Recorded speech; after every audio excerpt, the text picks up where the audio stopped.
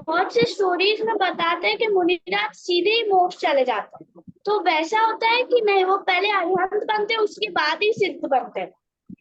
हाँ, स्टोरी में क्या है, उन्हें बहुत जाना उनका रोल नहीं था अरहंत दशा में, इसलिए उसको स्काइप करके ऊपर भेज देते हैं सीधे, वो बताते नहीं है।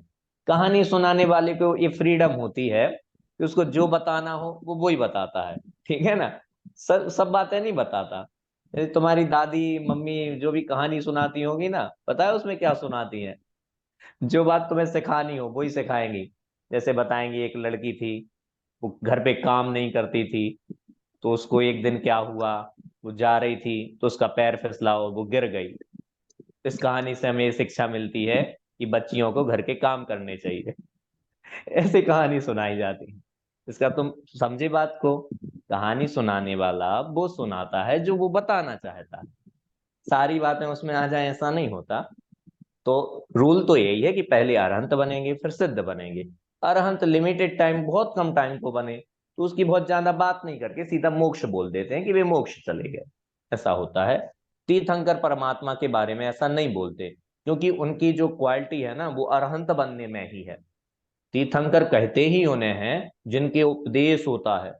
तीर्थम करोति इति तीर्थंकर। जो तीर्थ को करते हैं, तीर्थ मतलब होता है धर्म तीर्थ, धर्म को चलाते हैं जो, उनको तीर्थंकर बोलते हैं। इसलिए तीर्थंकर को तो अरहंत पद की प्रायोरिटी से इतनी वैल्यू देते हैं, इसलिए उनकी तो विशेष कीमत है उस मामले में। ठीक है।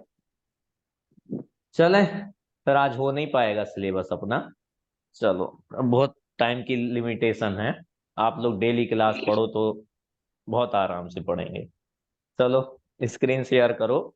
सिद्ध परमेष्टि का स्वरूप देखो, कॉमन है, क्योंकि अरहंत बनने के बाद सिद्ध बनते हैं। तो बात वही है, जो गृहस्थपना त्यागेंगे, मुनि धर्म अंगीकार करेंगे, अरहंत बन जाएंगे, यहां तक कॉमन। अरहंत बनने के बाद हमने जैसे कहा, कुछ समय बाद चार आघाती कर्मों को नष्ट करके वे सिद्ध बन जाएंगे। इतनी सी बस ऐड करना है। अरहंत तो वो बनेंगे ही बनेंगे। कुछ समय का मीनिंग क्या है? किसी ने शेयर किया क्या? शेयर करो भाई स्क्रीन कोई। हाँ कर दो। विज्ञा, करो। कोई करो, मुझे नहीं देखनी, आप लोगों को दिखाने के लिए है। कोई भी कर दो जो पहले कर पाए। एक ही जन कर पाएंगे ना, एक से ज्यादा तो होगी नहीं। हाँ हो गई। देखो, इसमें लिखा हुआ क्या है? जो गृहस्थ अवस्था का त्याग कर मुनि धर्म साधन द्वारा चार घाती कर्मों का नाश होने पर। ठीक है, वही कॉमन बात है। जैसे ही चार घाती कर्म नष्ट हुए, अरहंत बन गए। अनंत चतुष्टय प्रकट करके तो अरहंत बन गए हैं। मैंने बोला था, अरहंत बनना, केवल ज्ञान प्राप्त होना, चार घाती कर्म नष्ट होना, अनंत चतुष्टय प्रकट होना, चारों ही एक ही बात है, कोई अलग अलग नहीं होता। अब देखो, अब सिद्धों की में एडिशनल बात क्या है? कुछ समय बाद अघाती कर्मों का नाश होने पर, समस्त अन्य द्रव्यों का संबंध छूट जाने पर पूर्ण मुक्त हो गए हैं। अब इसमें जो बात लिखी है वो समझ लो। इसमें टाइम कितना है, मतलब कोई अरहंत बना, उसके बाद सिद्ध बनने में कितना टाइम मिल सकता है? तो देखो, अरहंत बनते हैं मनुष्य ही, तो मनुष्यों की जो हाईएस्ट एज होगी और जो मिनिमम एज होगी, उसके बीच का टाइम ही होगा अरहंत दशा। तो मिनिमम तो हमने अभी बात की कि अंतर मुहूर्त, कि कोई अरहंत बनेगा तो मिनिमम इतना तो बनना ही पड़ेगा। बनना पड़ेगा इन द सेंस कि होते ही हैं, वो कोई सोच सोच के नहीं बनता कि मैं अब अंतर मुहूर्त तक अरहंत रहूंगा, ऐसा नहीं होता। तो मिनिमम में लिख लो अरहंत दशा, मिनिमम एज क्या होगी? अंतर मुहूर्त। और अंतर मुहूर्त आप मोटा मोटा समझने के लिए 48 मिनट लिख लो। अंतर मुहूर्त के मीनिंग बहुत सारे होते हैं, लेकिन आप समझने के लिए 48 मिनट लिख सकते हो। क्लियर हुआ? मिनिमम। मैक्सिमम कितना होगा? तो मैक्सिमम प्रेक्षा, हाँ प्रेक्षा जी, जी ऐसे भाई जान। डिवाइस को ऐसे रखो कि आपको दिखे, ऐसे दोनों हाथ दिखने चाहिए आपको। देखो ऐसे स्क्रीन पे दिख रहा है आपके दोनों हाथ? जिसके नहीं दिख हाँ। रहे हो वो थोड़े पीछे बैठ जाना। स्क्रीन में नहीं घुसना है किसी को, वरना आप यहाँ आ जाओगे मेरे यहाँ। ऐसे दोनों हाथ दिखने चाहिए, एक नहीं, आशीर्वाद नहीं देना मुझे, ऐसे दोनों दिखने चाहिए। ठीक है, तो मिनिमम आपने लिख ली होगी, मिनिमम 48 मिनट। मैक्सिमम कितना हो सकता है? देखो अपने यहाँ तो एज कम है, आयु बुद्धि बल पराक्रम पंचम काल में घटते जाते हैं। चौथे काल में हाईएस्ट एज जो होती है 1 कोटि पूर्व। देखो मोटा मोटा समझ लो, याद हो नहीं हो कोई दिक्कत नहीं, आप बस समझ लो कितनी बड़ी हो सकती है। मनाली 1 कोटि पूर्व, 1 करोड़ पूर्व की मैक्सिमम एज हो सकती है किसी मनुष्य की, कर्म भूमि की, जो भगवान बन सकते हैं। 1 करोड़ पूर्व, 1 करोड़ पूर्व मतलब 1 करोड़ साल नहीं होता, 1 करोड़ पूर्व। एक पूर्व में 70,56,000 करोड़ साल आते हैं। 70,56,000 करोड़ साल का एक पूर्व होता है। इतने का गुणा कर लेना 1 करोड़ में, तो आपको एज निकल आएगी। तो हाईएस्ट एज कितनी होगी? किसी का जन्म हुआ और 8 साल की एज होने के बाद केवल ज्ञान होगा। किसान 8 साल से कम के बच्चों को केवल ज्ञान नहीं होता। तुम्हें हो सकता है, ठीक है ना, तुम टेंशन मत लेना, तुम्हें हो सकता है, तुम 8 साल से ऊपर के ही होगे। ठीक है, तुम्हें हो सकता है। तो 8 साल की एज से लेकर 1 कोटि पूर्व तक, ठीक है ना, इसका मतलब ये है 1 कोटि पूर्व में से -8 कर दो साल, तो आपको मैक्सिमम अरहंत दशा निकल आएगी। इतने सालों तक कोई अरहंत बना रह सकता है। ठीक है ना, मैक्सिमम है, सब बनते हो ऐसा नहीं है। भगवान महावीर कितने समय तक अरहंत रहे, बताएगा कोई? 32 साल, 72 32। ईयर्स की एज। महावीर तो स्वामी भगवान की 72 ईयर्स। हाँ देखो, उनने 30 वर्ष की एज में दीक्षा ली, 12 वर्षों तक तप किया, उसके तप बाद उन्हें किया। केवल ज्ञान की प्राप्ति हुई, मतलब वे अरहंत बन गए। और 30 सालों तक वे उपदेश देते रहे, मतलब अरहंत दशा में रहे। 72 ईयर्स में वे मोक्ष चले गए। तो यहाँ तो 30 साल ही वे अरहंत रहे। पार्श्वनाथ थोड़े ज्यादा रहे, नेमिनाथ 700 सालों तक रहे। ठीक है ना, उनकी 1,000 साल की एज थी अद्वैत, किसकी? नेमिनाथ की। 300 साल की एज में उन्होंने मुनि दीक्षा ली, उसके बाद 700 सालों तक वे अरहंत बने रहे और तत्व का उपदेश देते रहे, उसके बाद वे मोक्ष चले गए। तो अलग अलग होती है, लेकिन मिनिमम मैक्सिमम आपको पता है। तो ये जो मैं अर्थ कर रहा था, ये उसका है कि कुछ समय बाद 4 आघाती कर्मों को नष्ट करके वे सिद्ध बन गए। ठीक है, अर्थ ख्याल में आ गया। फिर क्या हुआ, वे सिद्ध बने तो लोक के अग्र भाग में, अग्र मतलब होता है आगे, लोक के सबसे आगे के भाग में, पार्ट में किंचित न्यून पुरुषाकार विराजमान हो गए हैं। इसका मीनिंग क्या है? किंचित मतलब होता है थोड़ा, न्यून मतलब कम, पुरुषाकार मतलब पुरुष के आकार जैसा। तो देखो, सिद्ध भगवान का शेप होता है कि नहीं? बोलो, एक क्वेश्चन आएगा, लीक कर दे रहा हूं मैं आपसे, ठीक है ना, पूछा जाएगा सिद्ध भगवान का आकार होता है कि नहीं, बताइए सही है कि गलत? होता है। सही। सही। लिपि जी, ओ लिपि जी बताओ, होता है कि होता नहीं? है। बोलो, नहीं होता? होता है। हमने तो देखा ही नहीं, हमें नहीं पता। जिसने देखा हो वो बताए। होता है। देखा तो हमने भी नहीं होता है, है। लेकिन होता है। ठीक है ना, ऐसे ही दिखता है, पूछेंगे। वे भैया आंखों मुझे से नहीं दिखता। प्रश्न है। लो, आपका 1 नंबर होता है पक्का हो पर गया। शरीर नहीं होता है सर।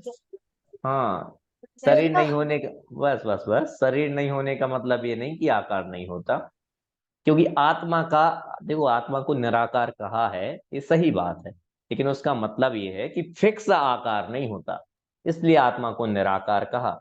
लेकिन कोई आकार नहीं होता ऐसा नहीं होता, कोई ना कोई आकार तो होता ही है। तो सिद्धों का आकार होता है जो उनकी लास्ट बॉडी है, ठीक है ना, लास्ट बॉडी। जैसे महावीर भगवान की 7 हाथ की हाइट थी, ठीक है, तो उनकी लास्ट बॉडी है, इसके बाद उनके पास कोई बॉडी नहीं रहेगी, तो लास्ट बॉडी से थोड़ी सी हाइट कम हो जाती है। विज्ञा थोड़ी सी हाइट कम हो जाती है। क्यों होती है? क्योंकि आत्मा की जो आत्मा होती है ना, वो गैप में नहीं रहती। जैसे नाक में गैप है, यहाँ गले में गैप है, पेट में गैप है, तो गैप में आत्मा नहीं होती है। बाकी बॉडी में आत्मा है। तो जैसे ही किसी को मोक्ष होता है तो ये गैप भर जाते हैं, ठीक है ना। वो आत्मा संकुचित हो जाती है, थोड़ी छोटी हो जाती है। तो वो गैप भरते हैं तो थोड़ी सी हाइट कम हो जाती है। तो इसको बोलते हैं किंचित, मतलब थोड़ी सी, न्यून मतलब कम हो जाना। लेकिन आकार कौन सा होगा? पुरुष आकार, मतलब जो लास्ट बॉडी उनकी है उसी आकार के वे वहां विराजमान होते हैं। बोलो अद्वैत। भैया मुझे एक प्रश्न है कि जब महावीर भगवान मोक्ष जाते हैं तो फिर आत्मा का वही एक इंसान जैसा आकार क्यों होता है, बाकी के तरीके के आकार क्यों नहीं होते? मतलब बाकी के तरीके आकार ऐसा जरूरी नहीं है तो कोई देखो, कोई उचित ना कोई आकार। आकार तो, आत्मा का कोई ना कोई आकार तो होगा ही होगा। तुम बताओ, रूल बनाया जाता जैसे तुम्हारे हाथ में होता कि सिद्ध दशा में आत्मा का,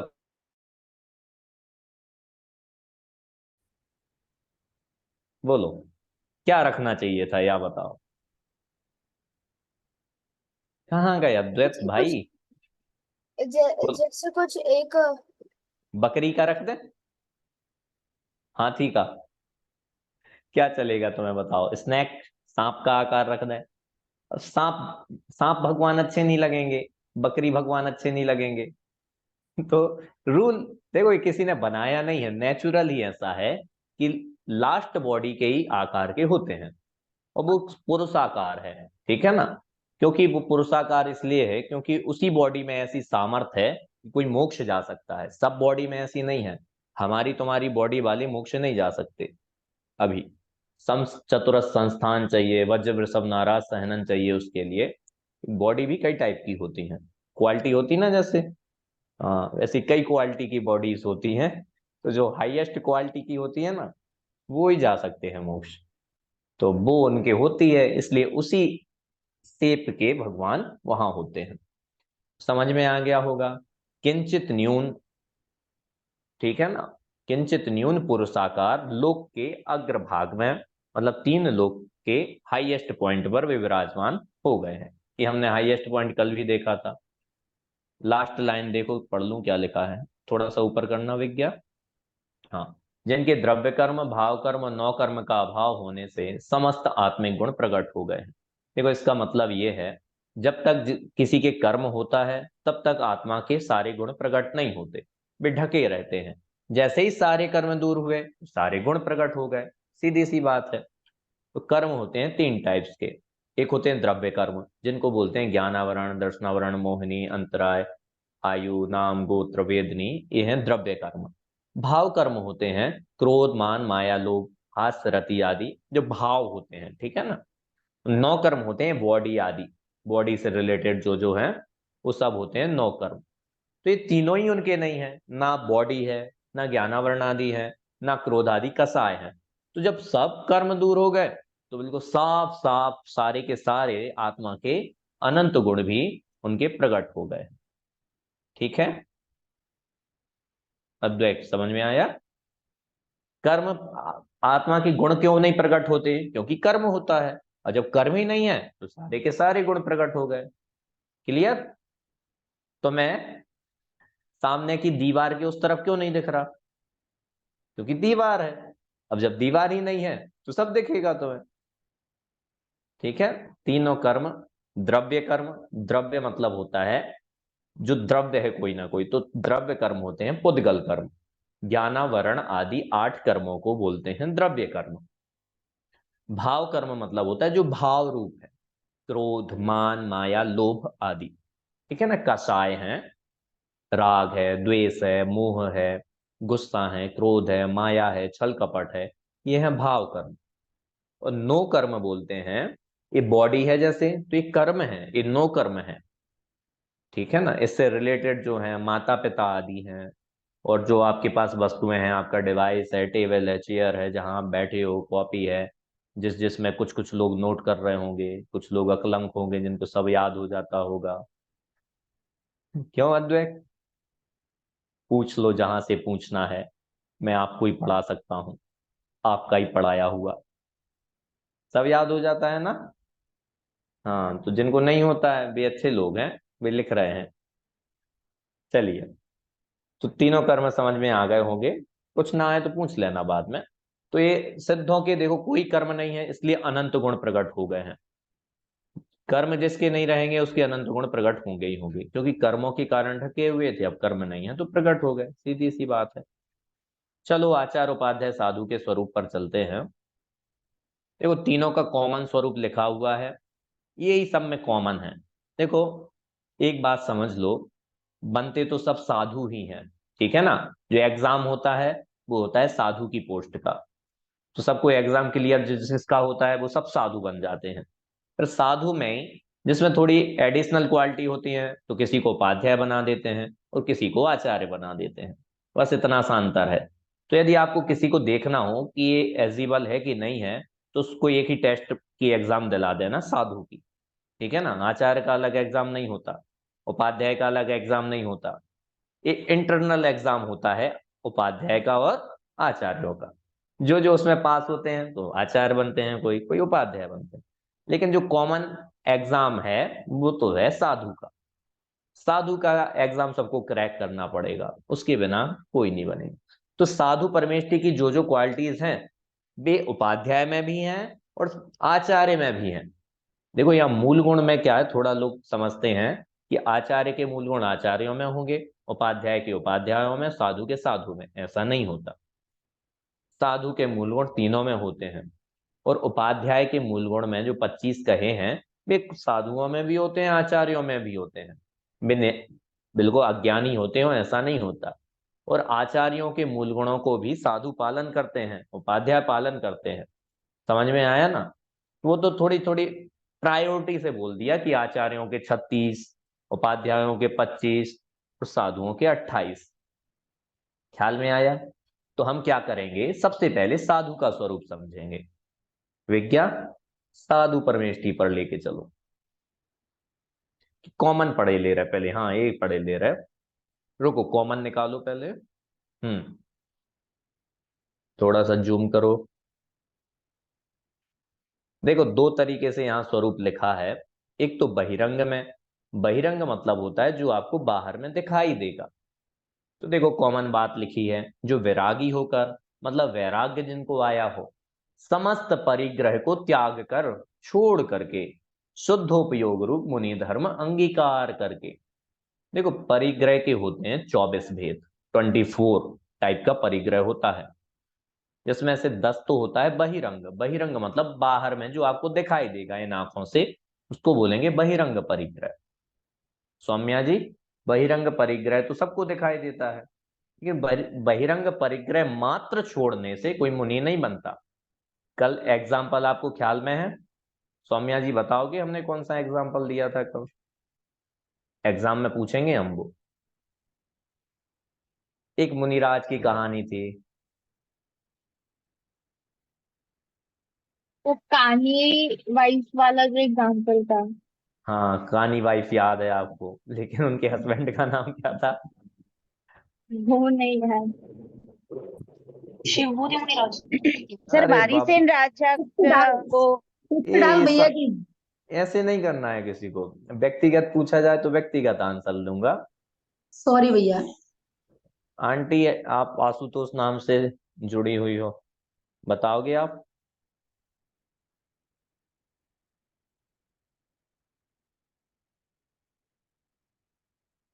हाँ अनम्यूट कीजिए आप। जी हाँ सर, उसमें यही था कि उसने घर तो छोड़ दिया था, लेकिन उन्हें गृहस्थ जो उनका मतलब वो पूरे वो भावना को नहीं छोड़ पाए थे, मतलब हाँ नाम क्या था गृहस्थ उनका, नाम बताओगे? खुश, तो नाम तो याद नहीं सर। वारिसेन मुनिराज और पुष्पडाल की कहानी है वो, याद रखो, ऐसे नहीं होता काम। उदाहरण इसलिए दिए जाते हैं, उससे सिद्धांत समझ में आते हैं। उदाहरण कहानी सुनाने के लिए नहीं सुनाई थी वो, ठीक है?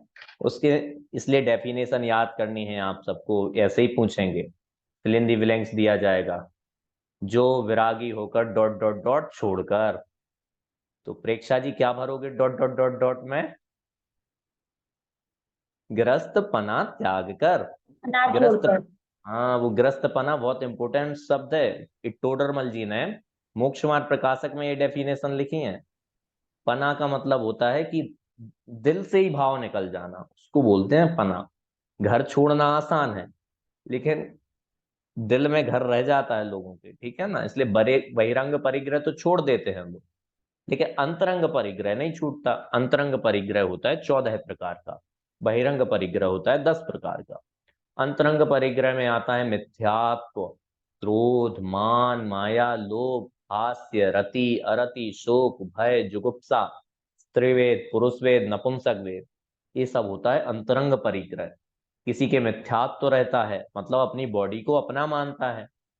क्रोध, मान, माया, लोभ रहता है, तो फिर वो मुनि नहीं कहलाएंगे। तुम्हें दिखाई नहीं देगा, हमें दिखाई नहीं देगा कि किसके मिथ्यात्व है और किसके क्रोध है, लेकिन जिसके होगा तो फिर वो 24 परिग्रह कैसे छूटेंगे उनके। 24 परिग्रह ही छूटने चाहिए, ठीक है। तो क्या लिखा, समस्त परिग्रह को त्याग कर। तो ये कसाय छोड़ी जाती हैं, ठीक है ना। कसाय छोड़े बिना कोई मुनि नहीं बनता, वो तो सबसे पहले छोड़ी जाती हैं। ये तो आप सबको भी कोई बोले, आप कोई गुस्सा करता हो ना बहुत, तो आप बुराई करते हो उसकी, कैसा व्यक्ति है, इतना गुस्सा किया जाता है क्या। जब आप ही बुराई करते हो, तो मुनिराज गुस्सा करेंगे तो आपको कैसा लगेगा, अच्छा नहीं लगेगा ना, क्योंकि ये तो मुनिराज है। बेछल करेंगे तो कैसा लगेगा, नहीं अच्छा लगेगा। सीधी सी बात है, वे परिग्रह छोड़ते हैं। अब अंतरंग में क्या होता है, अंतरंग में शुद्धोपयोग द्वारा अपने को आपरूप अनुभव करते हैं और अपने उपयोग को बहुत नहीं भ्रमाते। देखो, इसका मतलब ये है, शुद्धोपयोग मतलब होता है आत्मा में लीन रहना, इसको बोलते हैं शुद्धोपयोग। अपने आत्मा में लीन रहना, इसको क्या बोलते हैं गरिमा जी, शुद्धोपयोग बोलते हैं। तो वे अपने आत्मा में ही लीन रहते हैं, यही उनका फर्स्ट और लास्ट काम होता है।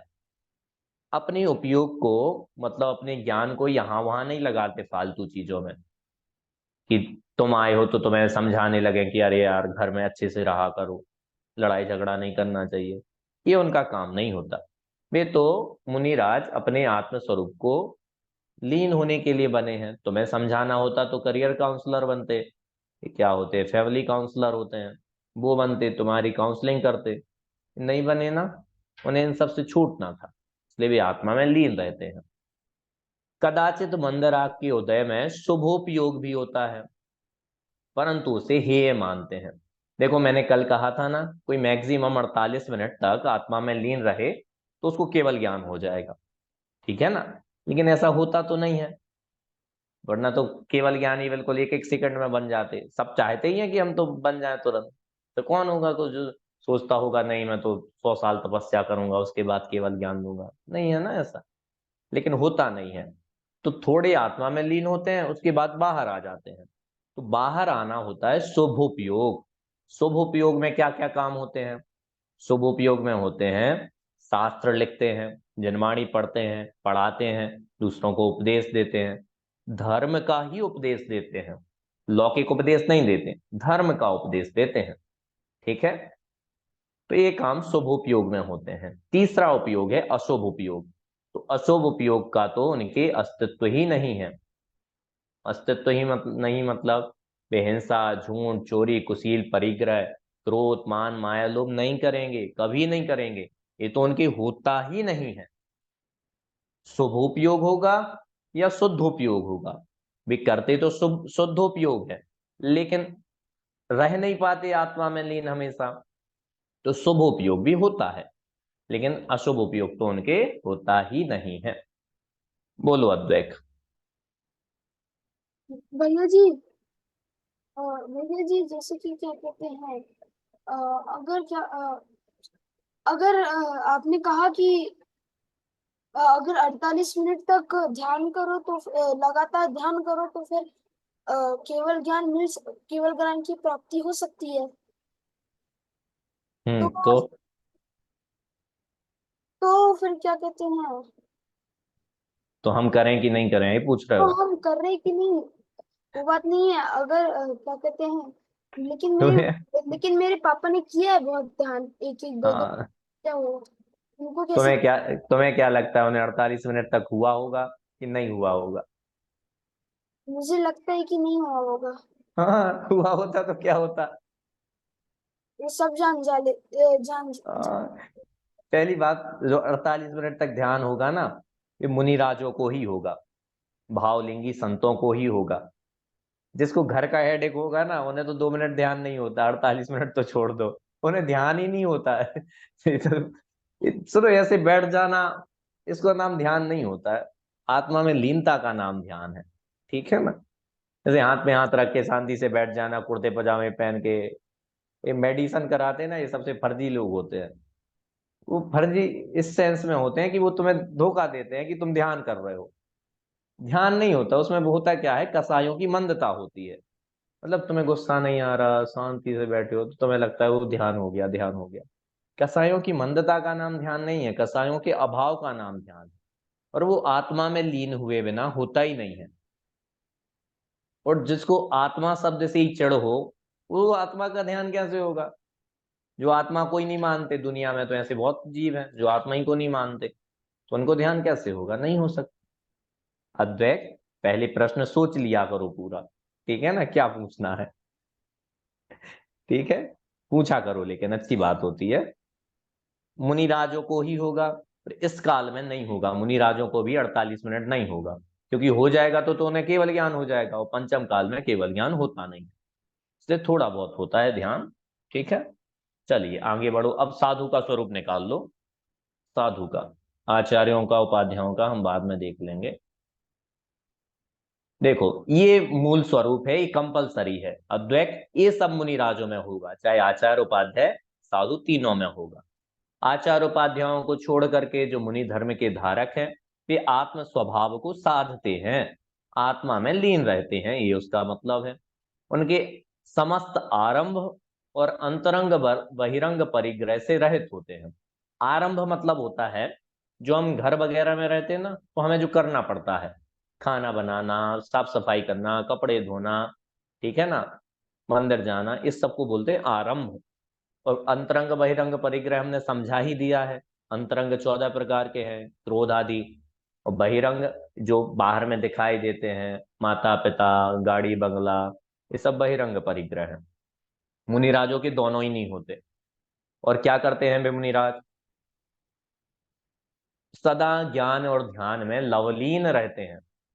लवलीन रहते हैं मतलब यही काम करते हैं, और कोई दूसरा काम ही नहीं करते। ज्ञान या तो जिनवाणी पढ़ेंगे या पढ़ाएंगे, दूसरा ध्यान, आत्मा का ध्यान करेंगे। और सांसारिक प्रपंचों से सदा दूर रहते हैं, संसार की बातों में नहीं उलझते। क्योंकि संसार की बातें ही उन्हें करनी होती, फिर मुनि ही क्यों बनते वे, उन्हें तो बचना था, इसलिए तो वे इनसे दूर हुए। देखो, उन्हें इन बातों में उलझना होता तो घर में रहते, उन्हें इन बातों में नहीं उलझना था, सुनीता आंटी, इसलिए वे जंगल में चले गए। जंगल में जाना उन्हें बेटर लगा, क्यों, जंगल में ऐसे जानवर हैं जो उनकी बॉडी को खाएंगे, दिमाग नहीं खाते हुए। उस संसार में बॉडी नहीं खाते, दिमाग खाते हैं। और आपको विश्वास नहीं होगा, दिमाग खाना ज्यादा कष्टदायक है। ठीक है ना, दिमाग खाना मतलब कसाय करना, ये ज्यादा खतरनाक है। बॉडी को कोई पीटे ना तो ज्यादा दुख नहीं होता, लेकिन कोई कटु शब्द बोले, कोई भला बुरा कहे, आपके साथ ऐसा होता होगा घर में, आप बहुत काम भी करते होगे, ऐसा आपको लगता होगा, और आपके मम्मी पापा और सास ससुर जो आपको सांस नहीं लेने देते होंगे, भी बोलते होंगे कुछ नहीं करते तुम, तो आपको बहुत बुरा लगता होगा। फिर आप सोचते होगे इससे अच्छा है अब मैं कुछ काम नहीं करूंगी, ऐसा होता है ना। तो ये ज्यादा दुखदाई होता है, इसको बोलते हैं मानसिक दुख। किसी ने मारा नहीं, आपको पीटा नहीं, लेकिन ऐसा बस बोल दिया कि तुम क्या करते हो, कुछ तो नहीं करते, तो फिर बहुत दुख होता है कि नहीं। तो जंगल में शरीर को तो खाते हैं जानवर, लेकिन दिमाग सुरक्षित रहता है। और दुनिया में दिमाग खाते हैं लोग, विज्ञा खाते हैं, नहीं खाता कोई, परेशान करते हैं ना, पढ़ाई करो पढ़ाई करो, क्यों करो पढ़ाई, मेरा तो मन ही नहीं लगता, फिर भी पढ़ाई कराते हैं मम्मी पापा फालतू में, कोचिंग भेजते हैं, टॉर्चर करते हैं। इसलिए जंगल में चले जाओ, मुनि बन जाओ, कोई पढ़ाई नहीं करनी पड़ेगी, मजे होंगे फिर। ठीक है ना, इसलिए वे मुनि बन जाते हैं, उन्हें पढ़ाई नहीं करनी होती। कौन 10th पास करे, कौन 12th पास करे फिर एग्जाम देवे, सबसे बड़ा परेशानी का काम है, इसलिए मुनि बन जाते हैं। ऐसे नहीं बनते, मजाक कर रहा हूं, वरना सोचो कि वे एग्जाम से बचने के लिए मुनि बनते हैं। आत्मा का जिनको कल्याण करना हो तो सब छूट जाता है, आत्मा का कल्याण सबसे बड़ी बात होती है।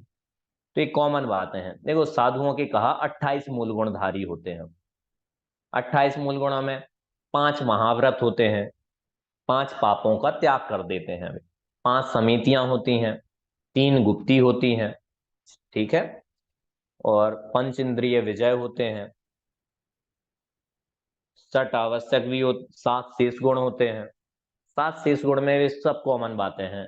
वे नग्न रहते हैं, एक बार आहार लेते हैं, खड़े खड़े आहार लेते हैं, केस लॉन्च करते हैं, कभी नहाते नहीं हैं, कभी ब्रश नहीं करते। ये सब मुनिराजों के मूल गुण में होते हैं, और ये आचार्य भी फॉलो करते हैं और उपाध्याय भी फॉलो करते हैं, सबके कॉमन है। खड़े होके आहार लेना बहुत इंपॉर्टेंट होता है मुनिराजों के लिए। जो मुनिराज खड़े होके आहार नहीं ले पावे, इसका मतलब ये है कि वे अपनी मुनि धर्म की चर्या को पालन नहीं कर पाएंगे, फॉलो नहीं कर पाएंगे। उसके बाद वे समाधि ले लेते हैं, इसलिए खड़े होकर आहार लेना बहुत इंपॉर्टेंट होता है। एक पैरों में ताकत रहे, इस बात को बताते हैं वे। और जिसके पैरों में ताकत नहीं होगी, वे विहार कैसे करेंगे, वे जाएंगे कैसे, वे आहार कैसे लेंगे, फिर वे समाधि ले लेते हैं मुनिराज। अद्वैत यहाँ ध्यान दो भाई, ठीक है ना। इसलिए ये मूल गुणों में शामिल है खड़े होके आहार लेना, एक बार आहार लेना, ठीक है ना। और स्नान नहीं करना, कभी नहाना नहीं, कभी ब्रश नहीं करना। ब्रश नहीं करते मुनिराज, कर ले में तो मूल गुण भंग हो जाएगा उनका। बात समझ में आ गई होगी आपको। कोई बात समझ में ना आए तो पूछ लेना। देखो लिमिटेड टाइम है तो अपन थोड़े फास्ट ही चलेंगे। चलो भाई आगे निकालो। उपाध्याय का स्वरूप। देखो उपाध्याय का जो साधु का स्वरूप है वो तो कॉमन है, बस इसमें यही है, उपाध्याय को स्पेशलिस्ट होते हैं अपने सब्जेक्ट के, तो बहुत जैन शास्त्रों के ज्ञाता होकर संघ में पढ़ते हैं और पढ़ाते हैं। पठन मतलब खुद पढ़ना, पाठन मतलब पढ़ाना, ये अधिकारी हुए हैं। समस्त शास्त्रों का सार जो आत्म स्वरूप में एकाग्रता है, अधिकतम तो उसमें ही लीन रहते हैं, मतलब आत्मा में लीन रहना इनकी प्रायोरिटी है। आचार्य जबरदस्ती नहीं बोलते कि तुम पहले पढ़ाओ फिर आत्मा में लीन होना। आत्मा में लीन होना तो सबकी प्रायोरिटी है, फिर पढ़ाते हैं। कभी कभी कषायांश की उदय से यदि उपयोग वहां स्थिर ना रहे तो उन शास्त्रों को स्वयं पढ़ते हैं, औरों को पढ़ाते हैं। शास्त्रों को पढ़ना और पढ़ाना ये उनका सेकेंडरी काम है। मुख्यतः द्वादशांग के पाठ ही होते हैं, 25 मूल गुण होते हैं। द्वादशांग मतलब होता है 12 अंग। जिनवाणी 12 अंगों में डिवाइड है। जितनी भी जिनवाणी है ना अपनी, जिनवाणी देखो, जिनवाणी किसी बुक का नाम नहीं है, ठीक है ना, किसी बुक को नहीं बोलते। तीर्थंकर परमात्मा की दिव्य ध्वनि में धर्म का उपदेश होता है। विज्ञा मनाली तीर्थंकर की दिव्य ध्वनि में धर्म का उपदेश होता है। तो एक उपदेश जो होता है ना उसको बोलते हैं दिव्य ध्वनि। तो दिव्य ध्वनि में संपूर्ण जनवाणी आती है, संपूर्ण जनवाणी, पूरी जनवाणी का उपदेश होता है। पूरी जनवाणी को बोलते हैं द्वादशांग, ठीक है ना। 12 अंग में उसको डिवाइड किया जाता है, अंग मतलब पार्ट में, एक एक पार्ट में। तो ऐसे 12 पार्टों में उस सारी जनवाणी को डिवाइड किया जाता है। वो कहीं किसी ने लिखी नहीं है आज तक, ना कोई लिख सकता है, इतनी बहुत बड़ी होती है वो तो गणधर देव उसको समझते हैं, तो मुनिराजों को समझाते हैं। तो अपनी अपनी कैपेसिटी के अकॉर्डिंग किसी को थोड़ी समझ आती है, किसी को ज्यादा, तो ऐसे चलती रहती है। फिर आगे आगे के लोगों को और कम कम कम कम होती जाती है। फिर जो हमारे पास लिखी है ये द्वादशांग का बहुत छोटा हिस्सा है, बहुत छोटा। ऐसे अपन यदि समझना चाहें, दीक्षा द्वादशांग के 1 करोड़ पार्ट हों, कितने, 1 करोड़ पार्ट हों, 1 करोड़वा पार्ट हमारे पास अवेलेबल है, 1 करोड़वा, ठीक है ना। इतनी अगाध जनवाणी होती है। तो द्वादशांग के ज्ञाता होते हैं, मतलब संपूर्ण जनवाणी के जानने वाले ये मुनिराज होते हैं। इनके 25 मूल गुणों में 11 अंग और 9 पूर्व होते हैं। 11 अंग तो वही द्वादशांग वाले हैं। जो 12वां अंग है ना, उसके 12वें अंग के 14 पार्ट होते हैं, जिनको बोलते हैं 14 पूर्व। 11 अंग प्लस 12वां अंग, तो 11 अंग तो इनके मूल गुण में हैं ही। जो 12वां अंग है उसके हैं 14 पार्ट, जिनको बोलते हैं 14 पूर्व। ठीक है, तो 11 अंग और 14 पूर्व के ज्ञाता होते हैं। तो मतलब ये है कि द्वादशांग के जानने वाले होते हैं, द्वादशांग इनको एक्सपर्ट हैं, द्वादशांग के संपूर्ण जनवाणी इनको आती है, इसलिए ये उपाध्याय होते हैं। उपाध्याय का जो मीनिंग होता है ना, उस वर्ड का मीनिंग, उसका मतलब ही टीचर होता है। उपाध्याय मतलब टीचर, जो पढ़ाने का काम करे। बोलो बोलो भाई, कौन है? हाँ, मुझे तो पूछना था कि पंचम काल में है कोई उपाध्याय? देखो, उपाध्याय जो इस सेंस में जो लिखे हैं ना, ऐसे तो कोई नहीं है, बहुत सालों से नहीं है, 2000 साल पहले ही द्वादशांग के ज्ञाता खत्म हो गए। तो इस सेंस वाले तो नहीं है कि जिनको पूरा द्वादशांग आता हो।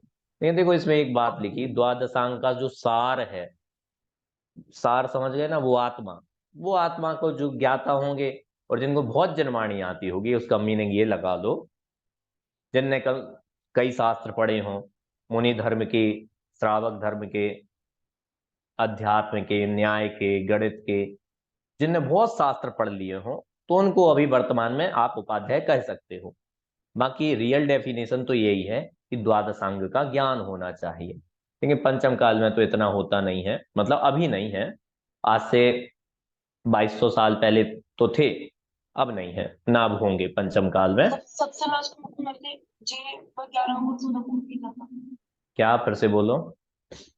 जी, सबसे लास्ट में जो मुनि होंगे उनका नाम क्या था जी? 11 अंग और 14 पूर्व की क्या था? उनका नाम था भद्रबाहु स्वामी। वे आचार्य थे भद्रबाहु स्वामी, वे उपाध्याय नहीं थे, लेकिन थे, उनको ही था, द्वादशांग के ज्ञाता थे भद्रबाहु स्वामी।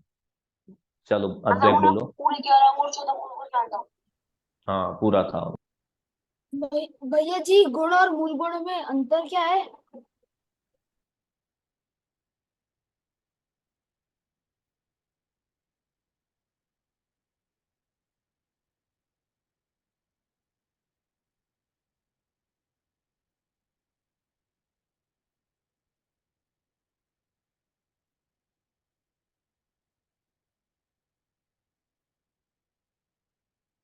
भैया जी, गुण और बोलो, मूल में अंतर क्या है? किसमें? गुण में और गुण मूल और गुण में? मूल गुण में। अच्छा, देखो ऐसा अंतर कुछ नहीं है। तो मूल गुण क्या है, उनकी पहचान के लिए है, कि इनको तुम पहचान लो, ऐसा क्या ना, पहचान करने के लिए मूल गुण है। बाकी कॉमन होते हैं। मूल गुण मतलब इनमें तो ये होंगे ही होंगे, कंपलसरी है, ऐसा कह सकते हो। मोटे मोटे हैं, देखो ये भी ऐसे नहीं है कि मैंने जैसे कहा ना, द्वादशांग का तो ज्ञाता अभी कोई नहीं है, रिव्यू उपाध्याय होते ही हैं, हो सकते हैं जिसको बहुत शास्त्रों का ज्ञान होगा उनको उपाध्याय कहेंगे हम। चलो, और कोई पूछना हो पूछो, फिर हम आगे बढ़ेंगे, इसको कंप्लीट करना है हमें। चलो आगे लो, आचार्यों के स्वरूप पर आ जाओ।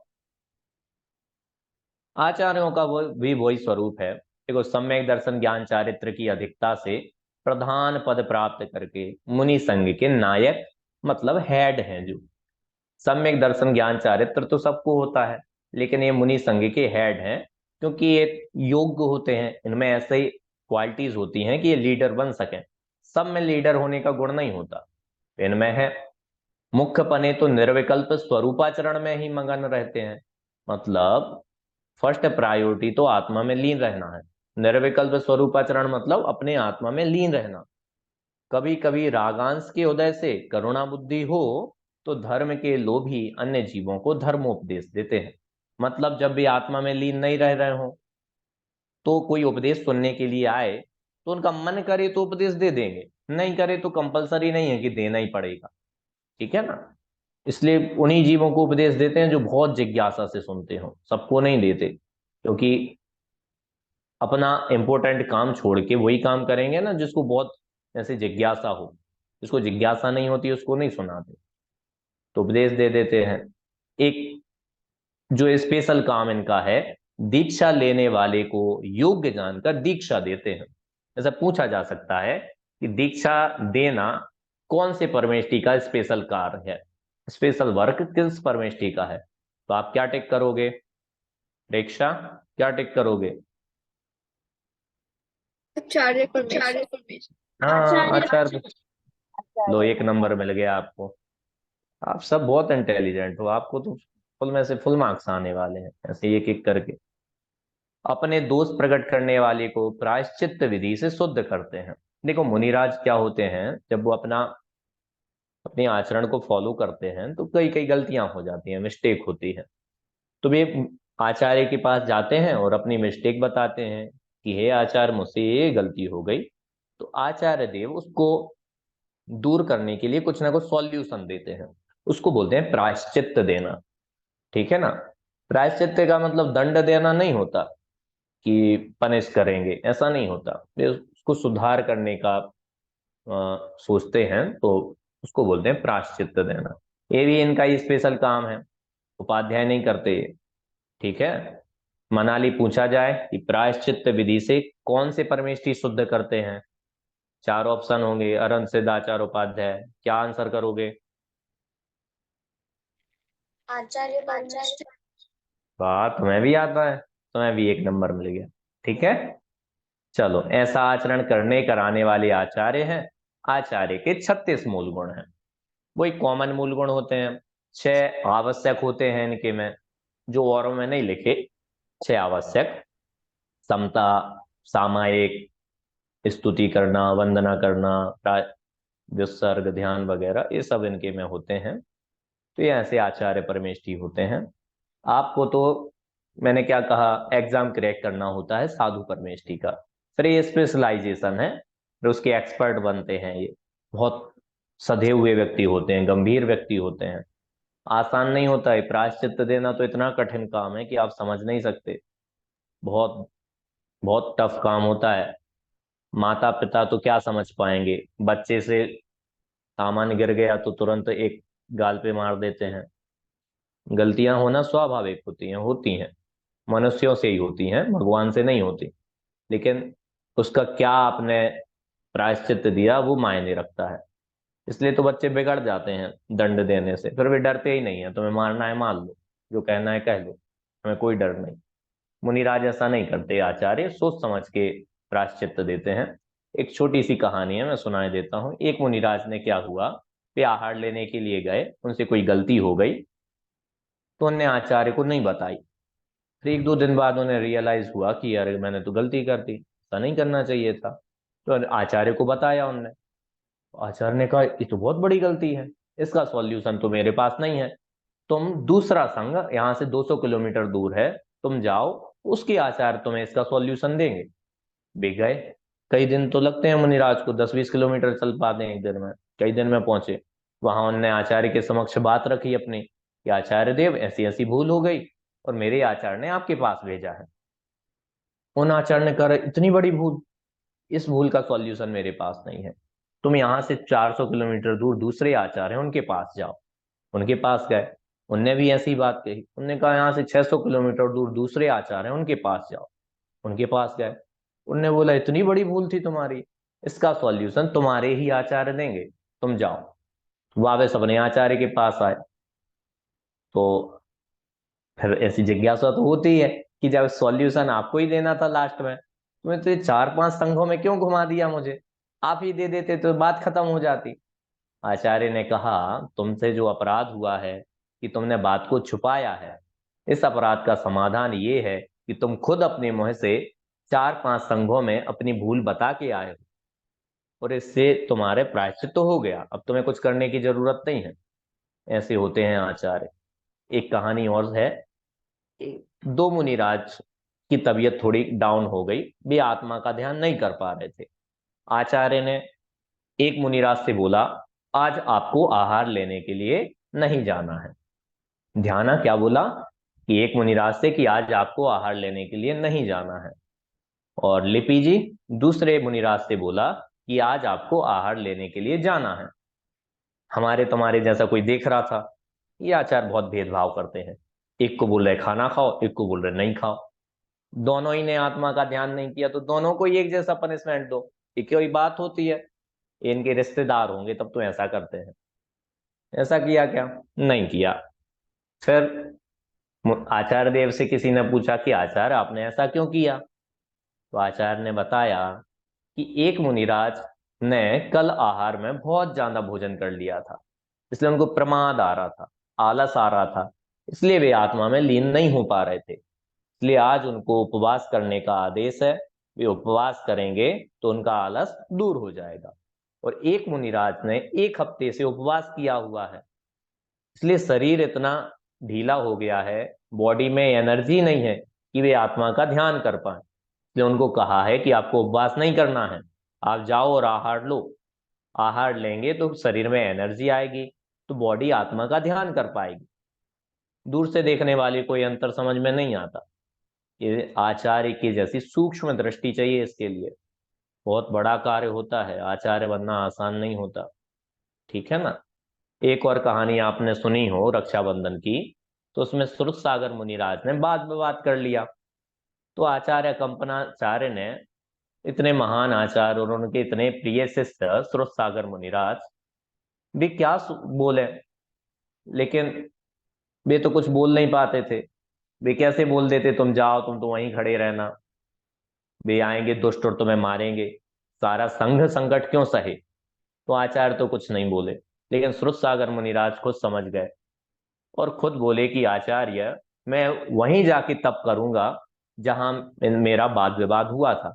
यदि वे आएंगे मारने के लिए तो मैं ही उन्हें पहले मिल जाऊंगा, तो जो भी संकट आएगा मेरे ऊपर आएगा, संघ तब भी सुरक्षित रहेगा। आचार्य ने ना चाहते हुए भी कहा, ये ज्यादा अच्छा उपाय है, क्योंकि 700 मुनिराजों की रक्षा हो गए और एक मुनिराज पे संकट आए, इतना चल सकता है। इसके हिसाब में कि 700 मुनिराज के ऊपर संकट आ जाए, वे श्रुत सागर मुनिराज यदि संघ में रहते तो 700 मुनिराजों के ऊपर संकट आता। इसलिए श्रुत सागर मुनिराज को कहा कि जहां वाद विवाद हुआ था वहां जाके आप ध्यान करो। वे उनने वहां ध्यान किया, वे दुष्ट लोग मारने आए तो वो पहले ही मिल गए श्रुत सागर मुनिराज, तो वहीं से उनके ऊपर उपसर्ग किया, तो वे बाकी के मुनिराज के ऊपर कुछ नहीं हुआ। ठीक है ना। तो ऐसे आचार्य बहुत दूरदृष्टि वाले होते हैं।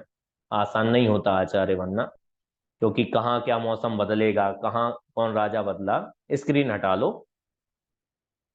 ये बहुत, मतलब मुनिराज आचार्य देव ये सब पता करके रखते हैं। और सोचते होंगे कि पंचायत करते होंगे, न्यूज चैनल देखते होंगे, ऐसा नहीं होता। वे स्थिति कालज्ञ होते हैं। कौन से राज्य में राजा चेंज हुआ है ये उन्हें सब पता चलता है। और राजा चेंज हुआ तो राजा की प्रवृत्ति कैसी है, वो जिन धर्म का द्वेषी है कि हितैषी है। यदि जिन धर्म का द्वेषी राजा है, वे उस राज्य में मुनिराजों को आदेश नहीं देंगे कि वहां चलो। आपको पता है इतिहास में ऐसी घटना हुई कि 600 मुनिराजों को घानी में पिलवा दिया। मतलब घानी एक होती है जिसमें से तेल निकाला जाता है, तो मुनिराजों को उसमें डाल के पेल दिया। ऐसे दुष्ट राजा हुए हैं। तो आचार्य यदि योग्य नहीं हो तो ऐसे दुष्टों के राज्य में संघ ले जाएं तो वहां तो वो मरवा देंगे। कहीं अकाल पड़ा हो, कहीं बाढ़ आई हो, जैसे अभी बरसात है, सुयोग्य जो आचार होंगे ना तो उत्तर भारत से संघों को ले जाएंगे। क्यों? क्योंकि उत्तर भारत में बाढ़ आती है, गंगा यमुना आदि नदियां बहुत बहती हैं भयंकर। तो ऐसे एरिया में नहीं रहेंगे कि बाढ़ आए, तो वहां संघ की सुरक्षा कैसे होगी। तो बरसात के हिसाब से वो, क्योंकि अभी कुछ दिनों में वो वर्षा योग शुरू हो जाएगा, चातुर्मास बोलते हैं ना जिसको। तो मुनिराजों को अभी कुछ दिनों में ही जहां जाना है ना, अभी पहुंच जाना होगा 8-10 दिन के अंदर। इसके बाद फिर वे नहीं जा पाएंगे, चतुर्मास शुरू हो जाएगा। तो योग आचार पहले से डिसाइड करके रखते हैं, एक दिन में नहीं सोचा जाता। जैसे उन्हें दक्षिण जाना हो, एक दिन में थोड़ी पहुंच जाएंगे, कई महीने लगेंगे। तो महीनों पहले निकलते हैं तब पहुंच पाते हैं। तो ऐसी जीवनचर्या उन मुनिराजों की होती है, आप सबने समझा होगा। जैसे दिगंबर मुनिराज हमें दिखें तो हमारा तो हृदय प्रसन्न हो जाना चाहिए। वे मुनिराज इतने धन्य हैं, उनकी जीवनचर्या इतनी पावन होती है कि स्वर्ग के देवता भी उन्हें नमस्कार करते हैं। कोई मुनिराज यदि आत्म साधना कर रहे हो तो देवताओं के विमान रुक जाते हैं, उनके ऊपर से नहीं गुजरते। समझ में आया ना, इतने महान जीवनचर्या वाले दिगंबर मुनिराज होते हैं। ऐसा उनका हमने स्वरूप समझा। पंच परमेष्ठियों में 3 गुरु हैं, आचार्य उपाध्याय साधु, और 2 देव हैं, अरहंत और सिद्ध भगवान। कोई प्रश्न हो तो पूछ ले मैं, फिर हम भैया क्लास एंड कर। हाँ, कौन क्या दादी? 36 मूल 36 मूल गुणों में यही है कॉमन, 5 पंचाचार ऐड हो जाएंगे, 5 पंचाचार, ठीक है ना। दर्शनाचार, ज्ञानाचार, वीर्याचार, तपाचार और चारित्राचार, और 6 आवश्यक ऐड हो जाते हैं। तो 6 आवश्यक तो सभी मूलराजों की भी है। हाँ, मैंने वही कहा था ना, होते कॉमन ही है, वो तो थोड़ा स्पेशल करने के लिए बोल दिया आचार्यों के 36 है। अब आचार्य जैसे पंचाचार स्पेशल कहे ना आचार्यों में, इसका मतलब ये नहीं कि वे साधु नहीं पालते, उपाध्याय नहीं पालते, वे भी पालते हैं, कहने के लिए स्पेशल कह दिए हैं, ठीक है ना। 5 पंचाचार और 6 आवश्यक अलग से जुड़ते हैं इनमें आचार्यों में, बाकी वही कॉमन होते हैं। कॉमन कौन सी? 10 धर्म वगैरह भी? हाँ, 10 धर्म भी होते हैं, 12 तप होते हैं। 22। हाँ, तो अब वही बात है कि 10 धर्म साधुओं के भी होते ही हैं, उपाध्यायों के भी होते ही हैं, 12 तप भी साधुओं के होते ही हैं, लेकिन कहने के लिए आचार्यों में जोड़ दिए हैं। 6 आवश्यक है, 5 ये हैं, 10 धर्म है, 12 तप है, कितने हो गए? 33 हुए कि 30? 33। 3 गुप्तियां हैं, 3 गुप्ती होती हैं, ऐसे 36 हो जाते हैं, ठीक है। और बोलो। मैं भेज दूंगा, मैं सारे लिख के आपको भेज दूंगा, आप टेंशन मत लो। तो जो थोड़ी विशेष जिज्ञासु जीव है, वे पूरे के पूरे याद करना 5 परमेष्ठियों के एक एक, ठीक है ना। उत्तम, क्षमा, मार्दव, आर्जव, शौच, सत्य, संयम, तप, त्याग, अनशन, मोदर, वृत्ति, परिसंख्या, रस, परित्याग, विमुक्ति, संयासन, काय, क्लेश, इस तरीके से सारे याद कर लें। पूछो, जल्दी जल्दी पूछो। भैया जी हमें खड़गवासना में कुछ जाता है। क्या क्या फिर से बोलो। खड़गवासना में होता कि नहीं होता है, ऐसा पूछ रहे हो? नहीं होता है तो समोशरण में भी पड़ जाता है। नहीं, समोसरण में तो बैठे रहते हैं, लेकिन जब मोक्ष होना होता है ना तीर्थंकरों के, तो समोसरण मिट जाता है, समोसरण एंड तक नहीं रहता, समोसरण खत्म हो जाता है, उसको बोलते हैं योग निरोध होना। समोसरण खत्म हुआ, फिर उसके बाद मोक्ष होता है, तो तीर्थंकरों को भी खड्गासन से हो सकता है। और वे यहाँ जब करते हैं तो वे खड़गासन में करते हैं चल के। हाँ, खड़गासन बिहार खड़गासन में ही होता है, बैठ के कैसे जाएंगे। चलो, और यहाँ चलने का बंद हो जाता है। तो ऐसे चलते हैं, ऐसे ऐसे ऐसे नहीं चलते, वैसे कथन दोनों है जनवाणी में, ये जैसे अपन पैरों से चलते हैं ना, ऐसे भी चलते, बाकी ऐसे ही चलते हैं सीधे, ऐसे ऐसे जाते, ऐसे पैर नहीं करते, चलते हैं। आसमान में चलते हैं, एक तो जमीन पर तो पैर ही नहीं होते उनके, आकाश गमन होता है, तो ऐसे होते हैं, ऐसे। अच्छा। बिना इच्छा के होता है, तो समझ के नहीं होता। हाँ बोलो। भैया जी जैसे जो तीर्थंकर भगवान होते हैं जो उनको अरंग दशा वो समोसरण में विराजमान होता है, पर जो तीर्थंकर नहीं होते वो अरंग दशा कहाँ विराजमान। उसको गंधकुटी बोलते हैं, गंधकुटी नाम है उनका, मतलब जो जिस जगह पे वो विराजमान होते हैं, वो भी थोड़ी थोड़ी उसी सेंस की होती है, उसी टाइप की होती है, लेकिन छोटी होती है वो, ठीक है ना, तो उसको गंधकुटी बोलते हैं। सिर्फ वो मोक्ष की वहीं से जाते हैं या वो जगह भी जाते हैं? अब इतना क्लियर नहीं मालूम, लेकिन मुझे लगता है उसी टाइप की व्यवस्था है। जब उन्हें मोक्ष जाना होगा तो गंधकुटी मिट जाएगी और योग निरोध हो जाता है, वे आत्मा में लीन रहते हैं, उसके बाद मोक्ष जाएंगे। और कोई? गृहस्थपना और गृहस्थ अवस्था में क्या डिफरेंस है? देखो, ऐसा कोई अंतर नहीं है, लेकिन गृहस्थपना में वो वाला जो सेंस है वो आता है कि भाव टूटना चाहिए, ठीक है ना, वैराग्य आना चाहिए, वो भाव गृहस्थपना में आता है। अंतर ऐसा कोई विशेष नहीं है, लेकिन वो भाव आना चाहिए कि उसको बोलते देह छूटने से पहले, देह